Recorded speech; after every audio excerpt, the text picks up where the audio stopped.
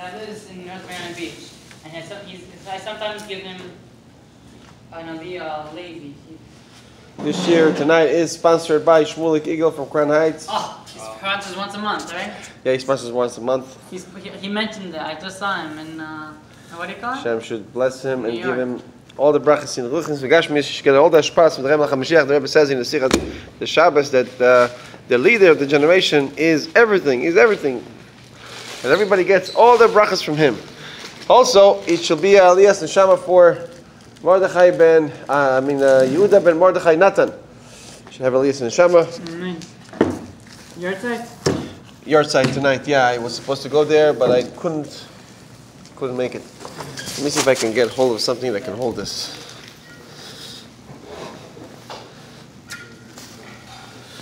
Yeah, well, this will be used as a pillar.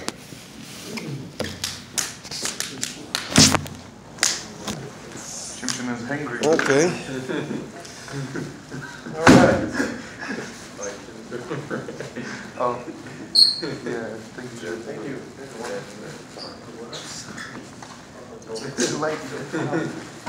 All right, guys. Thank you so much. I appreciate it, guys. You appreciate it? I appreciate it much more. You're welcome. I'm very welcome. Mayor. Yes. You want to say the first thing? First two? I thought I chose. Oh, what minute? Which one? This one? Yeah. Okay, I didn't learn any of this. I'm busy. But just for a second, I decided I'm going to check it out just in case you can ask me. But I picked the other one, not this one. Because there's two of them, right? The other people. So I didn't learn. I'll listen. All right. Sorry. So, yeah, the Rebbe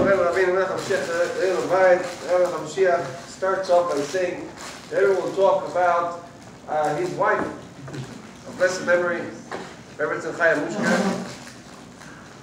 passed away on Chav Beis Shvat. And then the Rebbe will talk also about his father-in-law, his wife's father, who also passed on the same month, like many years before that, on the 10th of Shvat. And the Rebbe will connect the two. The Rebbe starts off by saying, Chav Beis Shvat, Chav Beis is the word Becha. Chav Beis, Becha. And right away brings up to memory the pasuk that says, Becha Yevarach Yisrael, that by your names, which is Menashe and Ephraim, Yaakov Avinu told Menashe and Ephraim, Becha Yevarach Yisrael. So every time you see a father blessing his children, a lot of times, he says, Yesimcha Hashem Ephraim Menashe, that Hashem will make you, put you like Ephraim and Menashe. And Yaakov Avinu's bracha fulfilled. That his, the entire Jewish people always, a lot of times, blesses all the Jews, all the Yidden, by the name of Ephraim and Menashe. So it says, Becha Yevarach Yisrael. Becha is Chav Beis. The Rebbe says, Becha represents blessing. Represents blessing. And not just simple blessings, but the Rebbe says, Al Yado v'yitro v'yitbach b'nei Yisrael, but call in your name, that the Jewish people will be blessed with all their endeavors, whatever they do. It's a day, Chav Beis is a day in the month that is a very big source of blessing for all the Jews, for in all their endeavors. Whatever they do, they get blessed. It's a very big source of blessing that day. We started saying Becha, Chav Beis. And the Rebbe says that not just the day is a source of blessing, but the day itself is blessed. And that's why it's a source of blessing. The day itself is a very blessed day. Then the Rebbe says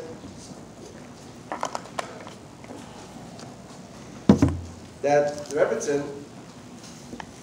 Chaim Mushka, she passed away on Chav Beis Shvat, on the 22nd of Shvat. And we know that on the Yort side, the Neshama gets a big aliyah. A bigger aliyah than all of the years past. In other words, every year is an elevation to the soul, and it's always much higher than the elevation of the years before. So the Rebbe says the elevation is very, very great. Very big elevation, and all the work and the Torah and the good things that the person did, whose Yort side is on that day, all of them come together on that day, and they culminate they come to an elevation, a big elevation, like a big state of completion. And actually, not only does it happen spiritually, but it also descends down to earth. And it causes a big blessing to all the Jewish people. Yeah, it's Jewish, right. It causes a big blessing to all the Jewish people. So the Rebbe says, huh? That's me. No, I'm asking if you want. Yeah, here? No. Yeah, go. I got it. Thank you so much. I got it. Thank you. Highly appreciate it. So the Rebbe says, we know that unfortunately, passing away is, God forbid, the worst thing that happened. The Rebbe actually mentions this by his words. The Rebbe says, there's no worse than the deportation of the soul from the body. But we know that every descent is for a big acid. Every reda is the Tora Or that will come, something good will come from it. And the ultimate good will come from it also. The Rebbe goes on to say that her father passed many years before that. Her father passed on the 10th of Shvat. You know, the Fidik Rebbe, the previous Rebbe, was the Rebbe's father-in-law. He passed away the same month, but on the 10th. She passed away on the 22nd. So the Rebbe says, since they come together in the same month, even though her passing happened many years later, he's passing many years before, but on the same month, they meet on the same month. So there obviously has to be a connection. And since he is the leader of the generation, so his elevation causes an elevation to the entire generation, the Rebbe says. But since she is his daughter, as the daughter of the leader of the generation, her elevation of the soul, her yortzeit also causes the biggest elevation, the Rebbe says. Very, very big elevation. The Rebbe will continue to say, even bigger than the father's elevation. And the Rebbe goes on to say that it's also all connected. So we have to learn a lesson. We have to see what is the directive, what Hashem's directive is from the fact that those two very huge personalities passed away in the same month. The previous Rebbe and his daughter, 12 days apart from each other. She's later, he's earlier. And then the Rebbe took leadership on the same month as well, just a year after the passing of the previous Rebbe. The Rebbe took leadership a day after the passing of the Rebbe. So the Rebbe connects all this to the Parsha. The Rebbe starts to say like this. It's all connected obviously to the Parsha. He falls on Parshas Mishpatim, saying Parshas Yisro, and Parshas Mishpatim as well. So what do we have in Parshas Yisro, Parshas Yitro? We say Yitro, we say Yitro, we say Yisro. Jethro? Parshas Yisro, oh, how do you say it? Oh, whatever, I never recall it. So the Rebbe says, we'll find the connection between the passing of both of them and then and the Rebbe's leadership as well, taking place also during the same month. So, and how this is connected to Parshat Yisro. So the Rebbe says, in Parshat Yisro we have the giving of the Torah. And the purpose of the giving of the Torah was, Hashem wants a dwelling house in this world. The reason Hashem created this world is in order to have a dwelling house in this world. What does a dwelling house mean? That he will dwell in the house, just like a person dwells in his house, lives in his house. And the purpose of living in the house is living in a revealed way. In other words, right now we are in exile. We don't see a revelation of godliness. We don't feel a revelation of godliness. Except for the Rebbe.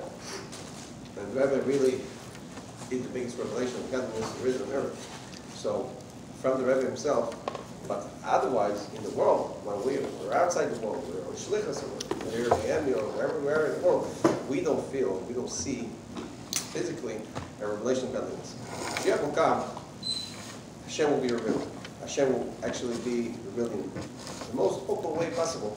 So this will be the equivalent of what we say all the time, that Hashem wants to have a dwelling in this world. Hashem wants to live in this world. He wants a dwelling house in this world. Dira b'tachtonim. It's called tachtonim. Tachtonim means lowest. He wants a dwelling house in this lowest of the low. This is the lowest point. There's nothing lower than this world. and Hashem wants a dwelling house specifically in this world. So, in order to have a dwelling house, in other words, we started by saying, let's not detract from the subject. The subject was, the Torah was given, and we have the giving of the Torah in this parsha. And what was the purpose of the giving of the Torah? So eventually, throughout all the years and all the mitzvahs that we're going to do, throughout all the time of exile, coming to Eretz Israel, having the two temples stand up, and then, God willing, we'll build up the third temple, and that will bring Mashiach, and Mashiach will be here, and that will be a Hashem dwelling in this house in a revealed way. This was the purpose of the giving of the Torah initially. And Hashem gave the Torah to the Yidden. So the Rebbe says, in order to have this accomplished, we need two things. We need to draw Hashem into this world, to draw Kedusha into this world, to draw holiness into this world. How do we do that? We do a mitzvah. We do a mitzvah, we make a bracha on the food. We put on tefillin. We light up Shabbos candles. Whatever we do, whenever we do a mitzvah, we draw holiness into this world.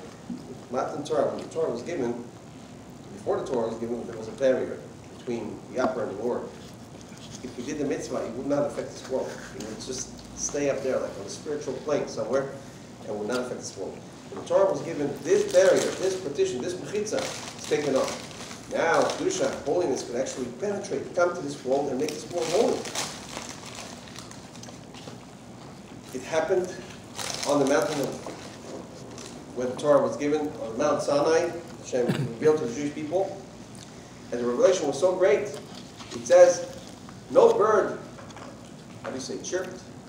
Chirped. And no goat, and no cow made a noise, I don't know how to say it. Moved. And the world was basically like paralyzed, and the world was not a vessel. The light was too great. The light of Hashem was too great. It's not like this physical light over here, but it's the light of holiness. It's very awesome, great spiritual light. The Jewish people were not yet vessels. The world was not. Everyone stood quiet, like everything was basically just dormant. Nothing was really active. Everything was passive. The world was not a vessel for this yet. And that's not the purpose. The purpose of the revelation is that us, as we are in this world, will stay the way we are. We'll be able to be active and proactive and living well, standing on 2 feet, and acting as human beings as normal as possible, while we have the highest revelation amongst us. At the same time, that's the purpose. The purpose is not that the revelation will be so big and so great that the whole world will be nullified. In Chassidus, it's called Ois Metzius. The level, the revelation will be so great the world will be nullified. So that beats the purpose. So throughout, all the time, from Matan Torah until now, the Rebbe says we were in the process of making this possible. Making the world possible to be a vessel, to receive this level of godliness. So when Mashiach comes, we'll be able to actually live in this world together with Hashem on the highest, in other words, the highest level of godliness will be revealed in the most revealed way. And will still be a world that will be just like we see it right now, but will not be like when Matan Torah took place, when the giving of the Torah took place, the whole world was nullified. There was no world, there was no existence that was able to stand in front of the glory of God. So now, with all the years, all the time, from the time of Matan Torah, from the time the Torah was given until now, the Jewish people went through all these trials and tribulations, fulfilling Torah and mitzvahs with Mesiras Nefesh, self-sacrifice, and all their work and good deeds came together and purified and cleansed and uplifted this world and made this world a vessel to receive this level of godliness when Mashiach comes. That's the purpose. So the Rebbe says, that's general. To be more specific, now the Rebbe goes down to the dates of the passing of the previous Rebbe and his daughter on the 22nd. The previous Rebbe passed away on the 10th of Shvat. His daughter passed away on the 22nd. And the Rebbe took leadership on the 11th. So the Rebbe says there's 3 levels in making this world a dwelling place to Hashem. We just said, generally speaking, we just said what the purpose is and how it's done. But then the Rebbe goes into specifics. The Rebbe says, Fidik Rebbe, previous Rebbe, he passed away on the 10th. 10th represents the world. Number 10. Number 10 represents the world. The world was on the Torah, when the Torah was given with the 10 Dibros, 10 utterances, 10 utterances, I would say. Commandments? Commandments, right. Utterances are the 10 Amarts. So the 10 commandments, 10 represents the world, 10 represents nature. The 11 already represents something that goes out of nature, beyond nature, supernatural. Everything is represented by the number 10. 10 is a complete number. It represents the world, not something higher or supernatural, just the world.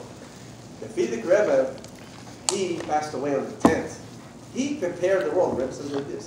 He prepared the world for the supernatural. He prepared the world for something that's going to be above nature. The Rebbe himself is represented by number 11. The Rebbe took leadership a year and a day later on the 11th. And Tafshin Yud Aleph. Tafshin Yud Aleph is 1951, but in Hebrew letters, Yud Aleph is also 11. See, the Rebbe, all throughout the Rebbe's legacy, you see the number 11 showing up so many times. The Rebbe's birth is on the 11th. The Rebbe presents number 11 all throughout. 11 is supernatural. 11 is above nature. 11 is, so what's the purpose? The purpose is to bring, because we're going to see what Mashiach will be, what Mashiach will come, there will be the supernatural embedded within the natural. 11 will be united with 10. Above nature will be, as we say in Hasidus terms, we say, Likvul will be with Gvul, but together, united, in one complete unison. You will not see the difference between 11 and 10. You'll be so united. You'll be united with one thing with Hashem. We'll be on the highest level at the same time. We'll be just like regular human beings. And that's the whole purpose. So the Rebbe represents number 11. The Fidik Rebbe, the previous Rebbe, represents number 10. He passed away on the 10th. He prepared the world for this level which is above nature, but he did not bring it down yet. In other words, to be more specific, to understand what the Fidik Rebbe did is that in Matan Torah, the world was totally nullified. The Fidik Rebbe brought the world to a level, to a state where the world will not be nullified, but will not be supernatural yet. It will just not be nullified. In other words, you're now a vessel to receive godliness on a higher plane. But still, 11 is still detached from 10. It's not yet united with 10. Just a vessel to receive number 11. Then a year later, a year and a day, the Rebbe emphasizes, the Rebbe says in the Sikha, in the talk, the Rebbe gives this, the Rebbe says a day later, a full day later, in other words, the Rebbe wants to emphasize the importance of the number 11.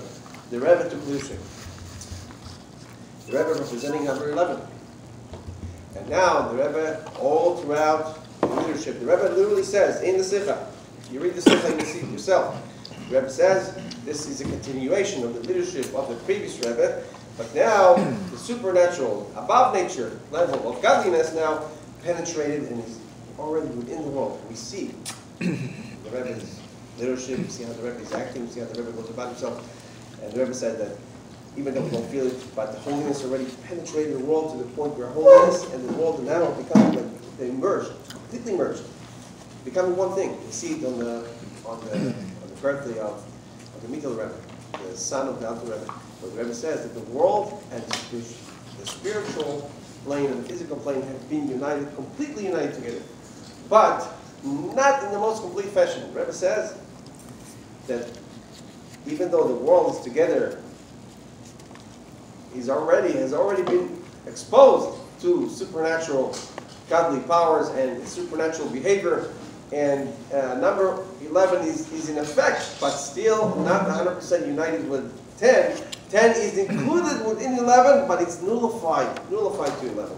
In other words, 10 is not standing on its 2 feet. 10 is the world is not acting in a supernatural fashion like 11. 10 is included within 11. And then, when I will tell you about the 3rd stage, you'll understand the 2nd stage better. Then the Rebbe speaks about 22. 22 is when the daughter of the previous Rebbe passed. And he said, when she passed, like we said before, she caused the whole, a very exalted, big, sublime, ultimate elevation for this entire generation, because she was a rebbetzin herself. She was a tzedekis. The Rebbe says a real tzedekis, a real righteous woman. At the same time, she was also the daughter of the leader of this generation. So her elevation caused an elevation for the entire generation. The Rebbe says like this: her elevation. She passed away on the 22nd or the 22nd. She represents 11, like we said before, the supernatural. I'm trying to use different terms, but I hope you get the point of it all. In other words, the gist of it all, the idea. She passed away on the 22nd, not by coincidence. It was all by divine providence. The Rebbe says that her level is much higher than her father's and the Rebbe's himself. The Rebbe took leadership a day later, on the 11th. She is 22. She's double 11. She's 11 twice. 11 times 2. In other words, she represents a level where you take the supernatural and you take number 10. 10 represents this world. And now you unite them together in a way, in a fashion, that they are completely, 100% united. 10 is not nullified to 11. 10 is not together with 11 but subdued or subjugated to 11. 10 is together with 11 in a way that 10 is 10. The world is the way it is. The world is acting natural, it's going on the same way it is.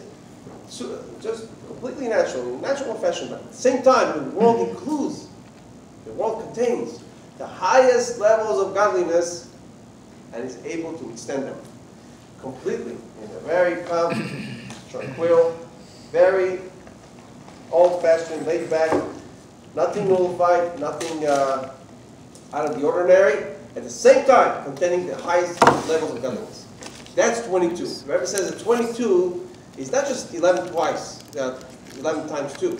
22 represents 11 on a higher level. It's above 11, it's above the supernatural. That's why you can connect the supernatural with the natural together and put them together in the most complete fashion. Higher than the level that the Rebbe brought the world to. That's the point. It was more articulated. I could probably bring out the idea better. The point is that she was the final touch that the Rebbe says for the world in as far as the preparation for Mashiach. In other words, the world is ready for Mashiach. The final touch was the time period of her life. And when she passed, this period was concluded. The final touch that the world needed to have in order to be ready, completely ready for Mashiach, was during her life. And she contributed it, and because she is the daughter of the leader of the generation, therefore she was able to bring the world to that level. Then the Rebbe goes on to speak, we're going to finish off with this, about the level, about women and their connection to Geula. She passed away on the 22nd.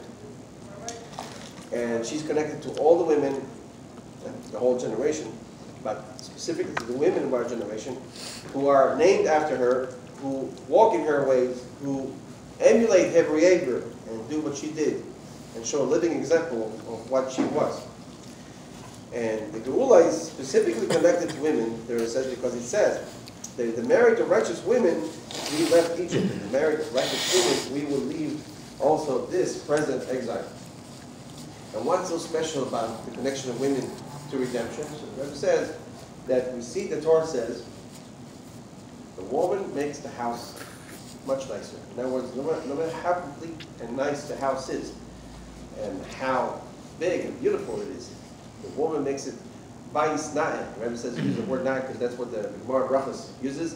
That isha na kelim na'im machid data shaladam. That a nice woman, a nice vessel, nice house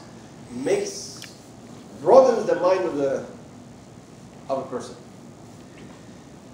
So it's only within the power of women of our generation to make the dwelling house, to bring this final touch of the woman comes into the house, as we see in our lives, in our daily lives. When Shabbos comes in, and the wife comes, and she likes the Shabbos candles, the Rebbe says, that's the beginning of Shabbos. And that brings such special light to the house. And the Rebbe says, the Rebbe continues to say, it's not spiritual light, it's physical light, obviously spiritual as well. But physical light, you see the whole house now looks different. The whole house feels different. As soon as she lights the candles, she makes the house look and feel different completely. And it's only within the power of the woman to do that. And she, then the Rebbe says, goes on to speak about how important education is. She is the pillar of education of the house. She educates, she upbrings the kids in a certain way. And she makes them like and love and favor Torah like nobody can do. The man cannot do that. It's not a man's job to do this because he cannot do this. But it's only his wife's job. It's a woman's job to come and educate. And the Rebbe says that when she takes a little kid and she starts singing to him.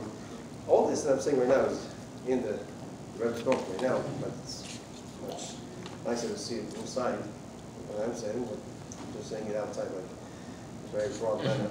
So the Rebbe says she upbrings the kid and she makes the Yiddishkeit vibrate in the house. She makes sure that the kid has books. And the Rebbe says, it mentions also, every kid should have his own chumash, his own tanya, his own tehillim, his own siddur in the house, in his room. She makes sure all this happens. So, the Rebbe finishes off by saying that we see it in her name. Her name, Chaya Mushka, was her name. Chaya is Chayus. Chaya is life. It also shows vitality, good energy. Chayus. When you say Chayus, that's what you mean. So Chayus usually is a connotation that shows on the 10 inner powers of the person.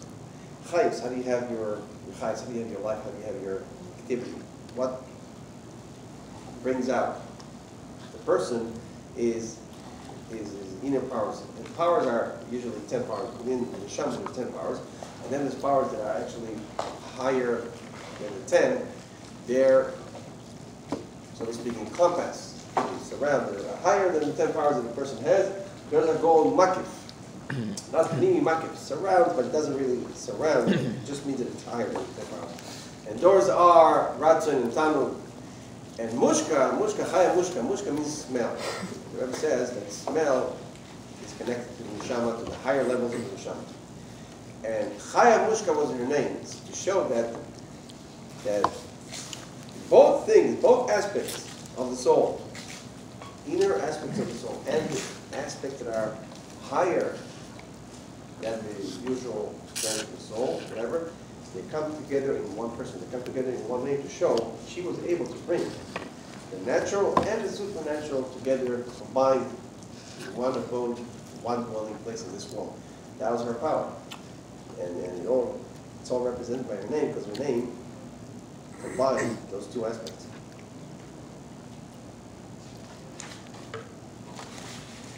So, the Rebbe finishes off by giving a few directives. And first of all, for the women, for their education, how to educate the kids, to make sure to bring the kids, the boys, and the daughters, all the children in a way that is befitting a Jewish boy and a Jewish girl, to make sure that the house is always surrounded with an environment of Torah, mitzvahs, to show them a living example.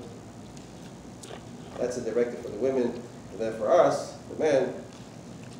And the Rebbe says that mainly that the women should be like Chaya Mushka herself, the daughter, who spread out, worked all her life tirelessly, spreading out Torah mitzvahs and showing other women of our generation how to follow her ways and to emulate her behavior the way she was.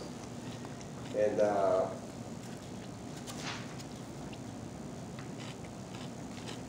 Rebbe finishes off by interesting directive to us, the men, and also women in general, to affect, because we spoke about the number 10, to affect 10 people. Try to affect 10 people. Like to picture in your mind the people that you know or you'll come in contact with, in the time, whatever you do, try to affect them. Try to bring your closer as much as you can. Try to do it. And then the Rebbe says 10. Obviously, you can do more. But to really work hard, the Rebbe said we spoke about the natural and the supernatural. We know that Neshama has both the natural and the supernatural, so above nature, above natural powers within the Neshama itself. So the Rebbe says to put all your strength, everything you have, both the natural and the above natural, within yourself that you are capable of, and try to use all that in order to bring other, your brothers from outside closer to Hashem. Do whatever you can do.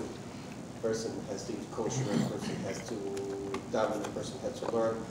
Whatever you can, however you can influence other people around you, that is the directive the Rebbe is leaving us with.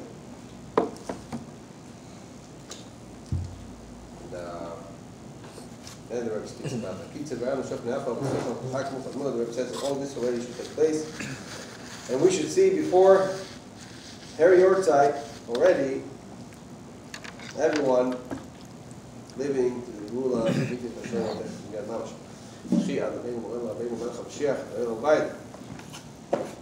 very much. Sicha should be, some sichas are easier to put in words, some are like harder. It should be translated into English. Somebody that should think upon himself. Don't know about that one. I wonder what I'm It's a very, very particular set of skills. Yeah. I will understand you in English. Exactly. So, should have gotten more. It was perfect. Lucky I didn't have so many guys. I wasn't ready. I didn't know how many guys will be here. It was perfect. So I bought. Thank you again so much for it. I should have bought more. Actually, I have more still. Yes. Still. So why is it that 10 represents Nature. nature instead of like 7, for instance, the days of creation? 7 also represents nature, but usually Ah. the Rebbe speaks about both. Yeah, you're Yeah. right. 7 days of the week, the Rebbe speaks a lot about that. Mm-hmm. Actually, a lot of that in relation to 770, the headquarters of the Bible. Oh. But 7 part of the soul. 10 represents nature as well, and the Rebbe speaks about 10 because he passed away on the 10th. Mm-hmm. And he really made the world ready for Mashiach, but not fully ready yet. And then his daughter brought it to another stage. I mean, the Rebbe himself. And then his daughter really, which was the Rebbe's wife, she really made the final touch. She really brought it to a level, the highest level. Very well. Beautiful sikha. Well delivered. Well communicated. Huh? Well communicated. Ah. All right, sure. You would have had somebody who was born here, like Mendel or Shulmeyer. They speak English from, they're American born, so they would probably bring it out much better than I do. But you have the native Hebrew, though. Huh? So there you go. You have the native Hebrew. It's a balance. You have, what's it called? Lashon HaKodesh? Lashon HaKodesh, right? Yeah, there you go. That's your native tongue.